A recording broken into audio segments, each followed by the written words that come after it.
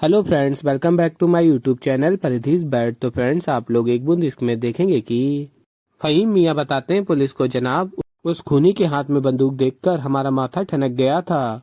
वो अपनी बंदूक को ऐसे जैकेट के पीछे छुपाए हुए था। हमारे हुजूर की जान लेना चाहता था वो। और तभी रुद्र प्रताप देख रहे होते हैं फहीम को। और फिर फहीम मियाँ कहते हैं, ये हमें पता नहीं कि वो छोटे सरकार को मारना चाहता था या बड़े हुजूर को। और फिर पुलिस कहती है, अगर वो तुम्हारे सामने आ जाए तो तुम उसे पहचान लोगे। और फिर फहीम मियाँ कहते हैं, अरे हुजूर, उसे तो हम अंधेरे में भी पहचान लेंगे। और फिर आगे फहीम मियाँ कुछ बोलते हैं, तभी रुद्र प्रताप आ जाते हैं और कहते हैं, इंस्पेक्टर साहब, पूछताछ हो गई या कुछ बाकी है अभी? और फिर फहीम मियाँ पूछते हैं, हुजूर, मृत्युंजय बाबा कैसे हैं? और फिर रुद्र प्रताप बताते हैं, खतरे से बाहर। और फिर इंस्पेक्टर साहब कहते हैं फहीम मियाँ से, हम लोग पूछताछ के लिए दोबारा तुम्हें कभी भी बुला सकते हैं। और फिर फहीम मियाँ कहते हैं, आप हुक्म करना जनाब, मैं फौरन आ जाऊंगा। मुझे भी ये गुत्थी सुलझानी है, कौन है जो हमारे सिखावत खानदान का दुश्मन है। मैं देखना चाहता हूँ उन्हें जल्द से जल्द सलाखों के पीछे। और फिर फ्रेंड्स, आप लोग आगे देखेंगे कि मृत्युंजय को होश आता और सभी मृत्युंजय के पास होते हैं। और मृत्युंजय कहता है, बाबा। और फिर बाबा कहते, क्या जरूरत थी आपको ये करने की? चल जाने देते गोली हम पर। वैसे भी रोज तुम्हें खो जाने के डर से हर दिन मरी रहे थे। सोचा है कि आपने, भला आपको कुछ हो जाता तो हमारा क्या होता? एक बेटे की अर्थी का बोझ बाप के कंधों के लिए बहुत भारी होता बेटा। और आप हमें इतनी बड़ी सजा देने जा रहे थे बेटा। कब तक आप ऐसे ही दूसरों के लिए मौत को गले लगाते रहेंगे?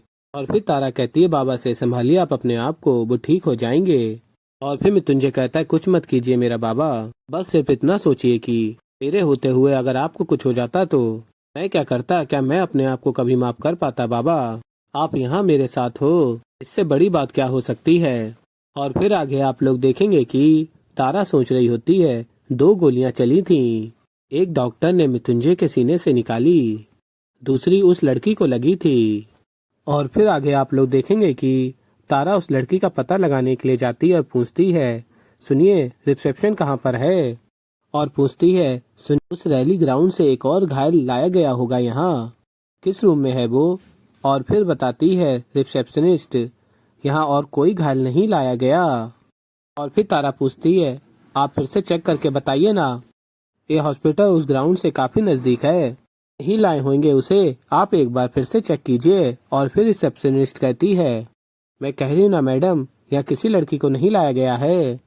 और फिर तारा सोच रही होती है, यहाँ नहीं लेकर आया कोई, तो कहाँ लेकर गए हैं, कैसे पता करूं? और फिर फ्रेंड्स, आप लोग आगे देखेंगे कि युग भी ढूंढ रहा होता है राधा को, लेकिन उसे भी राधा का पता नहीं चल पा रहा होता है और सभी से पूछ रहा होता है।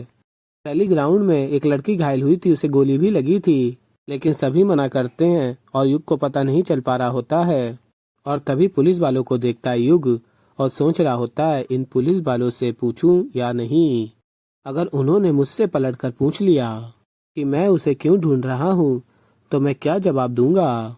और फिर तभी युग देखता है कि मेरे पति को बचाने वाली वो लड़की थी कौन। मुझे उस लड़की का शुक्रिया अदा करना है। भगवान करे कि वो लड़की जहाँ भी हो बिल्कुल ठीक हो। और फिर फ्रेंड्स, आप लोग आगे देखेंगे कि नर्स मृत्युंजय के पास आती है और कहती है सभी से, आप लोग पेशेंट को आराम करने दीजिए, कुछ लोग बाहर वेट कीजिए। और फिर जयराज कहते हैं तारा की माँ से, आप मिल लीजिए मृत्युंजय से। और सभी बाहर चले जाते हैं और पूछती हैं तारा की माँ मृत्युंजय से, आप कैसे हो? और फिर मृत्युंजय कहता है, माँ आ गई है, बेटा ठीक ही होगा ना? और तभी सभी बाहर जा रहे होते हैं, तारा भी आ जाती है और देखती है अपनी माँ को, और माँ भी देख रही होती है तारा को। और तभी जयराज रोकते हैं तारा को और मृत्युंजय पूछता है माँ से, तारा से मिले या नहीं? और फिर माँ बताती है, उससे मिलने से पहले ही ये सब हो गया। और फिर माँ कहती है, भाई साहब, आपसे कुछ बात करनी थी। और फिर तभी मृत्युंजय कहता है, माँ। और जयराज कहते हैं तारा से भी, सभी बाहर जा रहे होते हैं, बेटा आप भी बाहर आइए। सभी बाहर चले जाते हैं, माँ और मृत्युंजय होते हैं।